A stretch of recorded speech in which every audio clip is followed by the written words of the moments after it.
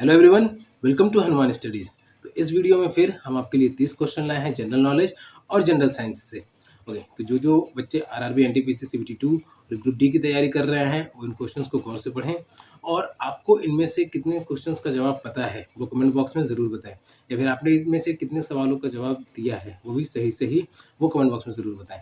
तो जिनको आता है उनके लिए रिवीजन और जिनको नहीं आता उनके लिए शुरुआत। तो शुरू करते हैं। हमारा पहला क्वेश्चन है, as graphics have become advanced, जैसे जैसे ग्राफिक का एडवांसमेंट हो रहा है, future financial transactions would be based on dash point of sale. आगे भविष्य के जो फाइनेंशियल ट्रांजेक्शंस होंगे यानी मनी का लेन देन होगा वो जो बेस्ड रहेगा वो हो गया ऑप्शन डी यानी वायरलेस बेस्ड रहेगा। जिस तरह से ग्राफिक्स या फिर टेक्नोलॉजी का एडवांसमेंट हो रहा है, फ्यूचर के जो फाइनेंशियल ट्रांजेक्शंस हैं वो वायरलेस बेस्ड रहेंगे। हमारा दूसरा क्वेश्चन है, which of the following Vedas contains treatment of diseases, इनमें से किस वेदा में बीमारियों के ट्रीटमेंट के बारे में मेंशन है? तो इसका जो सही आंसर है वो option D Atharvaveda. Okay, Atharvaveda में डिजीजेस से ट्रीटमेंट के बारे में मेंशनड है। इसमें डिजीजेस किस एजेंट्स से होते हैं और उनके क्योर्स के बारे में, वो भी सब हर्बल तरीके से। ओके, एंड ये था हमारा दूसरा क्वेश्चन। हमारा तीसरा क्वेश्चन है, Indian railways network connects about dash station. Indian railway का जो नेटवर्क है वो लगभग कितने स्टेशन को कनेक्ट करता है? इसका जो सही आंसर है वो ऑप्शन सी 8000। ठीक है, Indian railway network connects about 8000 station and by running almost over 12000 train. कम से कम 12000 ट्रेन या फिर उससे ज़्यादा भी होंगे, 12000 ट्रेन के आसपास चलाता है and it connects more than 8000 station. तो ये था हमारा तीसरा क्वेश्चन। हमारा चौथा क्वेश्चन है, Hubble's law is related to. तो इसका जो सही आंसर है वो option C. Okay, Hubble's law is related to astronomy. Hubble's law किससे रिलेटेड है? तो एस्ट्रोनॉमी से। हबल्स लॉ क्या कहता है? हबल्स लॉ स्टेट्स अस और explains us about the expansion of universe. Scientist का नाम है हबल, उन्होंने ये लॉ दिया था तो उनके नाम पे ये लॉ पड़ गया हबल्स लॉ, और ही stated about the expansion of the universe. Okay, universe का एक्सपेंशन कैसे हुआ उसके बारे में उन्होंने बताया था इस लॉ में। इसका जो सही आंसर है वो ऑप्शन सी एस्ट्रोनॉमी। हमारा पांचवा क्वेश्चन है, the राइव island, the river island. Okay, यहाँ पे एक वर्ड मिस्ड है, यहाँ रिवर होगा। The river island Majuli which became India's first and only island district is located इन। मजूली एक रिवर आइलैंड है जो कि भारत का पहला और इकलौता आइलैंड डिस्ट्रिक्ट बना। ओके, एक ऐसा आइलैंड जिसे डिस्ट्रिक्ट भी जिसे डिस्ट्रिक्ट भी कहा गया। तो ये इसका जो आंसर है वो option D Assam. Okay, Majuli is located in the Brahmaputra river. ये ब्रह्मपुत्र रिवर में है और ये कहाँ पे? तो असम में। इसका जो आंसर होगा ऑप्शन डी असम। हमारा छठा क्वेश्चन है, dash clicking on mouse selects the entire paragraph by default while working with text documents in MS Word. Options are alt plus single, triple, double and single. तो इसका जो सही answer इसमें A B C D missing है। Okay, तो इसका जो सही आंसर है वो ऑप्शन बी यानी ट्रिपल। किसी भी पैराग्राफ में टेक्स्ट के बीच में अगर हम ट्रिपल क्लिक करते हैं तो उस ट्रिपल क्लिकिंग से पूरा पैराग्राफ ही सिलेक्ट हो जाता है। ओके, तो by triple clicking on mouse select the entire paragraph by default by working in the MS Word. हमारा सातवां क्वेश्चन है, which of the following international football star belongs to Brazil. इनमें से कौन सा फुटबॉल स्टार है जो कि ब्राजील को बिलोंग करता है? ओके, तो ब्राजील से बिलोंग करने वाला जो फुटबॉल स्टार है इनमें से वो ऑप्शन ए यानी Neymar. Neymar is a footballer, professional Brazilian football player and he plays as a forward in the team. तो नेमार, इसका जो सही आंसर है वो हो गया नेमार। हमारा आठवां क्वेश्चन है, WWF स्टैंड्स फॉर। WWF का फुल फॉर्म क्या हुआ? तो इसका सही आंसर है ऑप्शन सी। ठीक है, WWF का फुल फॉर्म हो गया world wildlife fund and it was founded in 1961। ये एक इंटरनेशनल नॉन गवर्नमेंटल ऑर्गेनाइजेशन है, ठीक है, जिसका हेडक्वार्टर है स्विट्जरलैंड में। WWF का फुल फॉर्म क्या हो गया? World wildlife fund. हमारा नौवां question, Ponzi scheme refers to the. Ponzi scheme किसको रेफर करता है? तो पोन्जी स्कीम जो रेफर करता है ये इन्वेस्टमेंट को, यानी option B, Ponzi scheme refers to the investment. Ponzi scheme जो एक फ्रॉडुलेंट इन्वेस्टमेंट स्कीम है जिसमें इन्वेस्टर्स का रिस्क कम रहता है और return high rate of return का वादा किया जाता है, but it is an investment related fraudulent scam. ये एक स्कैम से रिलेटेड स्कीम है पोन्जी। ओके, ये हमारा नौवां क्वेश्चन। हमारा 10वां क्वेश्चन है, absolute zero refers to. Absolute zero इनमें से कौन सा डिग्री है? ओके, तो एब्सोल्यूट जीरो जो है वो हो गया option A -273 degree Celsius. Okay, absolute zero refers to -273 degree Celsius. Absolute zero वो हो गया जिसमें सब्सटेंस का एनर्जी जो है वो सबसे लोवेस्ट हो जाता है। वो टेम्परेचर जिस पे किसी सब्सटेंस का एनर्जी जो है वो बहुत लोवेस्ट हो जाता है। तो इसका जो आंसर है वो -273 डिग्री सेल्सियस। हमारा 11वां क्वेश्चन है, which one of the following island does not belong to Lakshadweep? इनमें से जो सही आंसर है वो है ऑप्शन सी, नील। ओके, नील आइलैंड जो है वो लक्षद्वीप को नहीं बिलोंग करता है। It is an island in the group of Andaman islands. Neil island जो है वो अंडमान आइलैंड्स के ग्रुप का एक आइलैंड है। बाकी Minicoy, Kavaratti and Amini, these are the islands which belong to Lakshadweep. Okay. Our 12th question is that is not a common bitmap based file type extension. इनमें से कौन सा फाइल टाइप एक्सटेंशन है जो कि बिटमैप का फाइल टाइप एक्सटेंशन नहीं है? ओके, तो इसका जो सही आंसर है option A, ODT. ODT is not a common bitmap based file type extension. ODT जो है वो एक common bitmap based file type extension नहीं है। हमारा 13वां question, Rowlatt act was passed in the year. Rowlatt Act जो है वो किस ईयर में पास हुआ था? तो Rowlatt act was passed in the year 1919। Okay, Rowlatt act was passed in the year 1919। Rowlatt act में 1919 में पास किया गया था। हमारा 14वां question, leader of the house in the context of Lok Sabha refers to. Lok Sabha के रेफर्स में लीडर ऑफ द हाउस किसे कहा जाता है? तो इसका जो सही आंसर है वो है या तो प्राइम मिनिस्टर या फिर कोई ऐसा प्रतिनिधि जो कि प्राइम मिनिस्टर के द्वारा चुना जाता है। तो जो सही आंसर रहेगा वो हो जाएगा option B, either prime minister or a member who is nominated by the prime minister.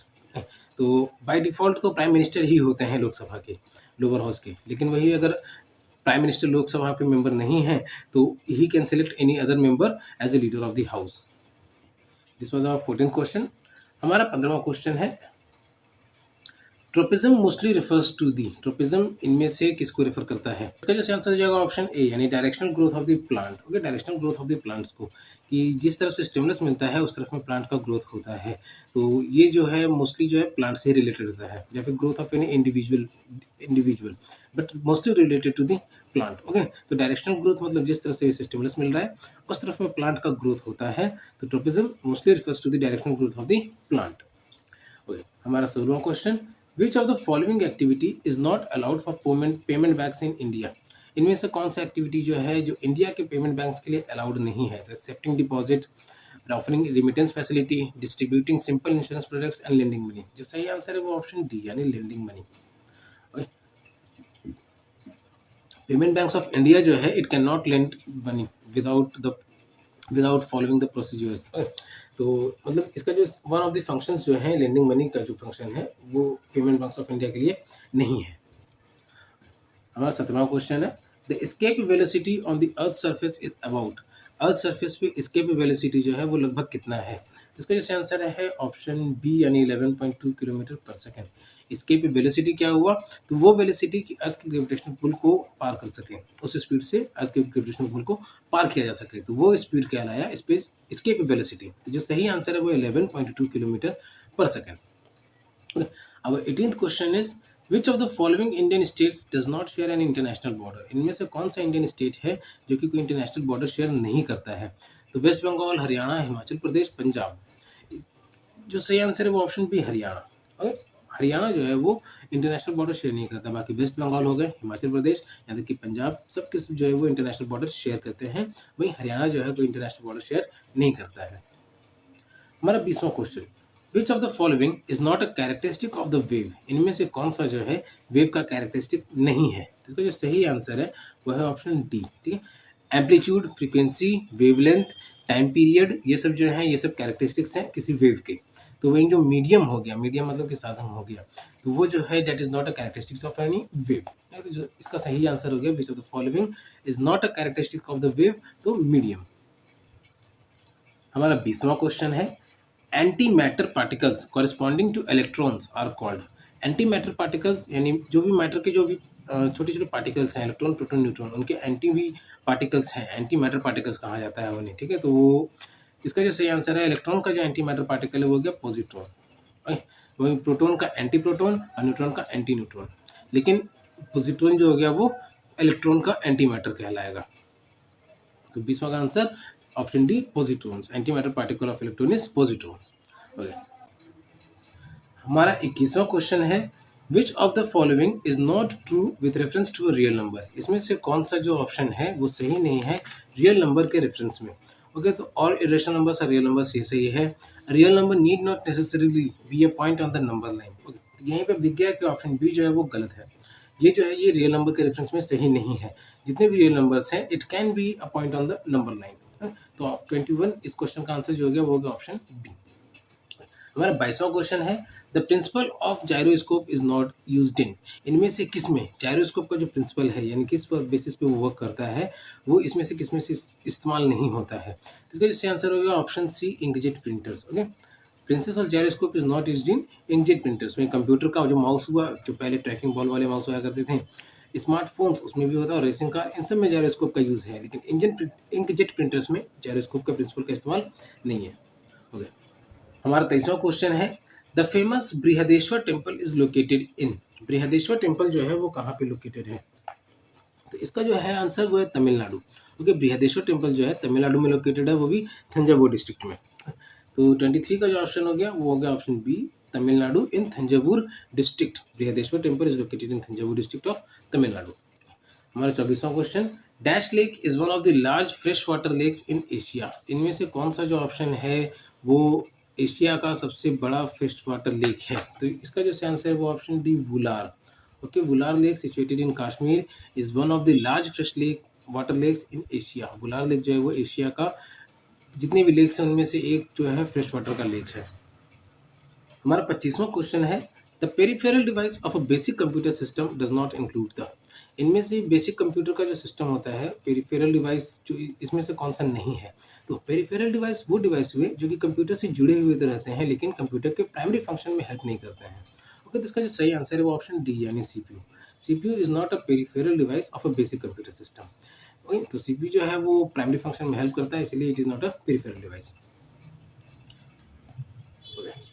Our 26th question is who was the speaker of the first लोक सभा। इनमें से कौन जो है वो फर्स्ट लोकसभा के स्पीकर थे? तो इसका जो सही आंसर है वो ऑप्शन बी जीवी मावलंकर। ओके, जीवी Mavalankar was the first speaker of the Lok Sabha. तो इसका जो आंसर हो गया वो हो गया जीवी मावलंकर। Our 27th क्वेश्चन, हमारा 27वां क्वेश्चन है which of the following group of rulers was not called sultans. इनमें से किस ग्रुप ऑफ रूलर्स को, जो ग्रुप ऑफ रूलर्स हैं उनमें से किसे किन्हें सुल्तान नहीं कहा जाता? तो लोधी हो गए, खिलजी हो गए, तुगलक हो गए। दिल्ली सल्तनत के जो रूलर्स हैं उन्हें सुल्तान कहा जाता था। तो Lodhi, Khilji and Tughlaq were the rulers of Delhi सल्तनत। तो इसका जो सही आंसर है ऑप्शन सी मुगल्स। ठीक है, मुगल्स जो है वो अपने आप को सुल्तान कहलाना नहीं कहलाते थे। दिल्ली सल्तनत के जो रूलर्स थे वो अपने आप को सुल्तान कहलाते थे, तो लोधी, खिलजी, तुगलक जो है ये सब सुल्तान कहलाए जाते थे। हमारा 28वां क्वेश्चन है which of the following species is also called the Kashmir deer. इनमें से कौन सा स्पीसीज है जिसे कश्मीर डियर भी कहा जाता है? तो इसका जो सही आंसर है वो ऑप्शन है हंगुल। ओके, हंगुल जो है इसे कश्मीर डियर भी कहा जाता है। तो it is a species of dear जो कि कश्मीर में पाया जाता है इसलिए इसे कश्मीर डियर भी कहा जाता है हंगुल को। ओके, हमारा 29वां क्वेश्चन है रेलटेल कॉर्पोरेशन रेलटेल कॉर्पोरेशन क्या है? इसका जो आंसर है वो option B public sector undertaking. ठीक है, रेलटेल कॉर्पोरेशन जो है वो गवर्नमेंट के अंडर में आने वाला एक ऐसा सर्विस है जो कि लोगों को इंटरनेट की सुविधा प्रोवाइड कराता है रेलवे स्टेशन पे। ओके, तो ये हमारा 29वां क्वेश्चन। हमारा 30वां क्वेश्चन है total solar Eclipse occurs when. Total solar Eclipse कब होता है? तो इसका जो आंसर है वो हो जाएगा when the sun the moon. जब सन, मून और अर्थ जो है वो डायरेक्ट लाइन में रहता है, एक सीधे लाइन में रहता है। सोलर इक्लिप्स होने का कारण क्या है कि जब मून अर्थ और सन के बीच में आ जाता है। ठीक है, तो उस समय सोलर इक्लिप्स होता है। ओके दोस्तों, तो ये था हमारा 30 क्वेश्चन और आपने इस 30 क्वेश्चन में से कितने सवालों का सही जवाब दिया वो कमेंट बॉक्स